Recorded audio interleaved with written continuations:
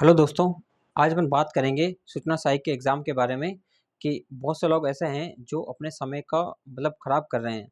वो यूँ समझ रहे हैं क्योंकि बहुत सारा टाइम गैप मिल गया है एग्ज़ाम के रिज़ल्ट आने में, तो उनको लग रहा है कि चलो हम कर लेंगे एग्ज़ाम को, टाइपिंग को कर लेंगे, निकाल लेंगे। सिर्फ़ निकालनी है टाइपिंग, सबको पता है निकालनी है। लेकिन वो यही सोच के बैठा है कि निकाल लेंगे आराम से, काफ़ी टाइम है, तो वो समय को अपना बर्बाद कर रहे हैं। तो इसके ऊपर पूरी डिटेल से चर्चा करेंगे अपन, ठीक है? तो आप पहले वीडियो को लाइक कर लें, चैनल को सब्सक्राइब करें और अपने दोस्तों में शेयर कर दें। फिर अपन आगे चलते हैं। तो देखो, मैं यही कहूँगा आपको कि आप समय को बर्बाद ना करें। आपको जो टाइम मिला है आप उसका यूटिलाइज़ेशन करें।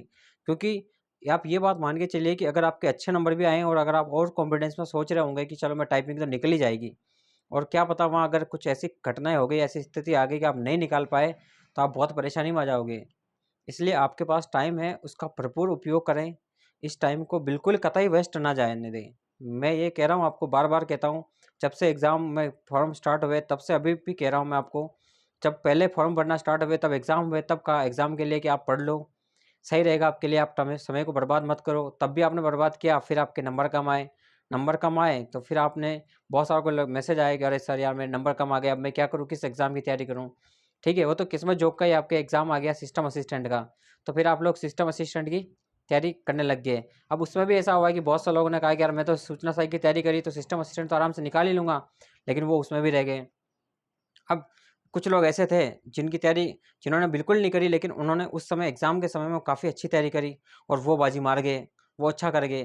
क्योंकि उन्होंने एग्ज़ाम के समय में पूरा भरपूर ध्यान दिया था, एक-एक चीज़ पर ध्यान दिया था।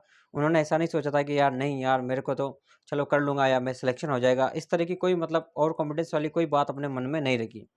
लेकिन बहुत से लोगों ने ऐसी चीज़ें रखी, अरे सर सिलेक्शन तो हो जाएगा। मैं वीडियो बनाता था, डालता यू इस पे यूट्यूब पे, तो लोग सोचते थे कि मैसेज आते थे कि अरे सर आप बार-बार एक ही चीज़ को क्यों बताते हो? भाई बताने का कारण ये है कि आप जागो, क्योंकि सभी पढ़ रहे हैं, रेस में तो सभी है। लेकिन क्या सबका सिलेक्शन हो पा रहा है क्या? नहीं, सब पीछे हैं। सभी सेलेक्ट नहीं होते, वही सिलेक्शन होते हैं जो अच्छी तैयारी करते हैं और जिनके अच्छे नंबर आते हैं, जो रिक्वायरमेंट होती है वो सारी फुलफ़िल कर लेते हैं। लेकिन आप तो ओवर कॉन्फिडेंस में रह जाते हो, तैयारी करते नहीं हो, फिर आपके बहुत से लोग ऐसे थे जिनके थ्योरी नहीं निकली थी और टाइपिंग तो दूर की बात है। अब टाइपिंग का समय आ गया, बड़ी मुश्किल से टाइप थ्योरी निकल गई है जिनके, तो उनके पास टाइपिंग का है, तो उनके पास पर्याप्त समय मिल रहा है, तो आप अभी भी जाग जाएँ और अभी भी अपने टाइपिंग को बेहतर बनाना स्टार्ट कर दें। क्योंकि अगर आप टाइपिंग पे ध्यान नहीं दे रहे हो, अभी भी नहीं दोगे, तो फिर आप वहाँ पे क्रैक नहीं कर पाओगे। मैंने आपको पहले वीडियो डाला था, उसमें बताया था कि एग्ज़ाम में कोई भी सिचुएशन हो सकती है आपके सामने।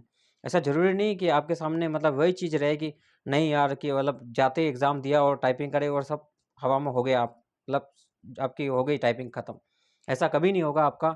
आपका जो भ्रम है वो आपके दिमाग से निकाल लें, क्योंकि एग्ज़ाम की सिचुएशन का किसी को पता नहीं होता, आपके माइंड का किसी को पता नहीं होता है, आपके शेड्यूल का किसी को नहीं पता होता है कि आप कब निकलोगे।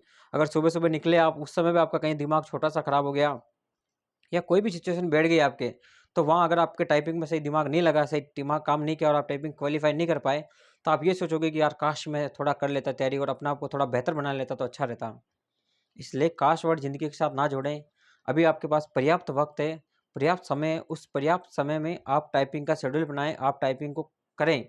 खूब प्रैक्टिस करें, इतनी प्रैक्टिस करें कि साला नींदों में भी टाइपिंग करें तो आपको वो अपने आप टाइपिंग हो जाए, देखनी ही नहीं पड़े। इस टाइप की टाइपिंग आप इस तरह की टाइपिंग आप करें तो सही रहेगा। बाकी टाइपिंग सभी कर रहे हैं। धीरे-धीरे 1-2 घंटा, आधा घंटा सब तैयारी कर रहे हैं, सब टाइपिंग कर रहे हैं। लेकिन उनमें से बहुत सारे लोग रहेंगे, क्योंकि जितने लेंगे उसके भी कम लेना है अपने को, ये समझिए 3 गुना में से अपने को 1 गुना ही लेना है, क्योंकि आधे डॉक्यूमेंट में भी निकलेंगे। तो इसलिए मैं आपको कह रहा हूँ अभी भी सचेत हो जाओ आप, नहीं तो फिर बाद में आप रह जाओगे तो फिर आपके पास कोई वैकेंसी नहीं है अभी। अब वैकेंसी आएगी तो कंप्यूटर अनुदेशक की आएगी, वो भी अलग-अलग डिपार्टमेंट में आएगी, लेकिन कब आएगी ये कोई फिक्स नहीं है किसी के पास। चुनाव के बाद निकालेगी, घोषणा होगी या कब होगी, या होगी तो फिर वैकेंसी आने में टाइम लगेगा, सब चीज़ होने में, पूरी प्रक्रिया होने में बहुत टाइम लगेगा। आपको ऐसे ही मज़ाक लग रहा होगा कि यार नहीं, अपने पास तो और एग्ज़ाम आ जाएँगे, अभी कोई एग्ज़ाम नहीं है, अभी बहुत सारे लोग खाली बैठे हैं। उनके पास एग्ज़ाम नहीं है तो वो तैयारी नहीं कर रहे हैं। आप अगर आपके कम नंबर आ रहे हैं, थोड़े-से लग रहा है कि अब मैं बॉर्डर पर हूँ, तो आप तैयारी भी साथ के साथ जारी रखिए आप अगले एग्ज़ाम की। कंप्यूटर अनुदेशक की कर लें, सूचना सहायक तो अब निकल गया तो अब लेट ही आएगा, क्योंकि हर 2-3 साल, 4 साल में 1 बार आता है। तो आप कंप्यूटर अनुदेशक को पकड़ लें और आप उसमें अपनी जी-जान लगा दें। इधर टाइपिंग तो करते ही रहें, लेकिन थ्योरी पढ़ते रहें। जितना टाइपिंग में एक्स्ट्रा मिलता है आपको टाइम, उसमें आप थ्योरी पढ़ें। उसको थ्योरी को भूलें नहीं जो आपने सूचना साइंस में पढ़ी, थोड़ा कुछ एक्स्ट्रा सब्जेक्ट है, उनको भी देखें आप।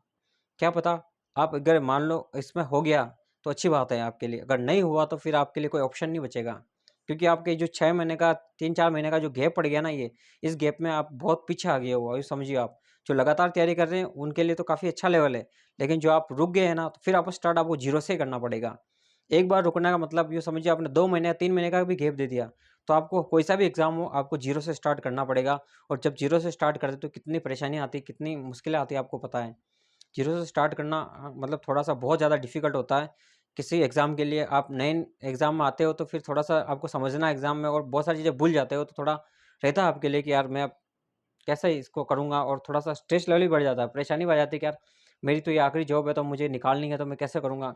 क्योंकि उम्र भी तो निकलती जा रही है, उम्र का और टाइम का भी देखो आप। जब आप एक एग्ज़ाम को लग रहा है कि आपको एक एग्ज़ाम नहीं कर पाए तो अगले एग्ज़ाम के लिए आप वेट क्यों कर रहे हो कि अगला एग्ज़ाम आएगा तब तैयारी करूँगा मैं? अभी से तैयारी करो ना आप। वेट किसी चीज़ का नहीं करना है, आप कंटिन्यूटी रखोगे तो आपकी ज़रूर सिलेक्शन होगा किसी न किसी वैकेंसी में, लेकिन बीच में ब्रेक डाउन करते रहोगे तो आपका सिलेक्शन नहीं होगा फिर। इस बात को आप ध्यान रखें, किसी भी एग्ज़ाम की तैयारी करें जो आपको अच्छा लगे, जिस एग्ज़ाम में आप कर सकते हो, आपके अंदर से मतलब आती है आवाज़ आती है कि यार इस एग्ज़ाम को मैं कर सकता हूँ, इस एग्ज़ाम को मैं अच्छे से पढ़ सकता हूँ। आप उस एग्ज़ाम की डेफ़िनेटली तैयारी करें, आप उस एग्ज़ाम में अच्छे से निकल जाओगे। मैं तो ये कह रहा हूँ कि जो 60% से ऊपर है, इसमें सूचना साइंस में वो तैयारी करें। कोई बॉर्डर पे रह गया तो वो इस एग्ज़ाम की तैयारी दूसरे एग्ज़ाम की तैयारी कंटिन्यू करते रहें इनकी, कंप्यूटर अनुदेशक और इनकी। ताकि अगर वो रह भी गया तो उस एग्ज़ाम में वापस उसको मौका मिल जाएगा। लेकिन अगर आपने गैप दे दिया तो फिर वो मौका भी आपके हाथ से चला जाएगा। जैसे अभी आपने देखा होगा सूचना का एग्ज़ाम हुआ और साथ में सिस्टम असिस्टेंट का हुआ। तो सूचना सहायक में कुछ लोग गलतियाँ करी वो, लेकिन उसके बाद में वो एकदम हाइपर हो गए और परेशानी में आ गए और उन्होंने क्या किया फिर सिस्टम असिस्टेंट का फॉर्म ही नहीं भरा। ठीक है?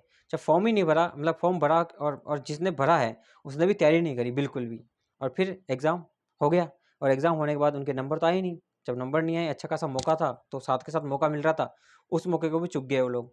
तो आपको ऐसे चूकना नहीं है मौका। अगर आप चूक गए मौके तो फिर बार-बार नहीं आते आपके लिए।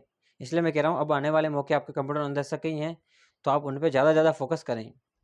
तो आप डेफ़िनेटली उस एग्ज़ाम को अच्छे से क्रैक कर पाओगे और आपकी अच्छे से जॉब लग जाएगी। अगर आपके पास मास्टर डिग्री है तो आप सीनियर की प्रिपरेशन करें, बाकी बेसिक है तो आप मतलब नॉर्मल है आपके पास डिग्री है तो आप उसकी करें, आप बेसिक की करें। बाकी ज़्यादा सोच-विचार ना करें किसी चीज़ पर कि भई मेरे को अब रुक जाऊँ या एग्ज़ाम आ जाएगा तब करूँगा मैं तैयारी। इस तरह की नेगेटिव बातें ना सोचें और अभी से कंटिन्यूटी में लगे रहें। ताकि आपका बहुत कंटिन्यूटी में रहोगे तो एग्ज़ाम आते ही आपका सिलेक्शन हो जाएगा, क्योंकि अगर कोई लोग एग्ज़ाम की वैकेंसी आने के बाद तैयारी स्टार्ट करेंगे तब तक तो आप उनसे बहुत आगे जा चुके होंगे। तब तक तो आप प्रैक्टिस में आ जाओगे, प्रैक्टिस सेट लगाना स्टार्ट कर दोगे। देखना स्टार्ट कर दोगे कि यार इसमें नया क्या है, ये क्या है? एक चीज़ को 3-3 4-4 बार पढ़ चुके होंगे और वो आपके लिए बहुत फ़ायदेमंद होगी। फिर आप उस जॉब के लिए 100% सिक्योर हो जाओगे। ठीक है? इसी आशा के साथ ये सिर्फ़ वीडियो आपके मोटिवेशन के लिए था कि आप पढ़ो और आप अपने एग्ज़ाम को अच्छे से दो। डिमोटिवेट ना हो इसे देख के, सिर्फ़ पढ़ाई पे ध्यान दें। बाकी वीडियो अच्छा लगा तो ध्यान अपने इस चैनल को सब्सक्राइब कर लें और वीडियो को लाइक करें, अपने दोस्तों में शेयर करें। धन्यवाद।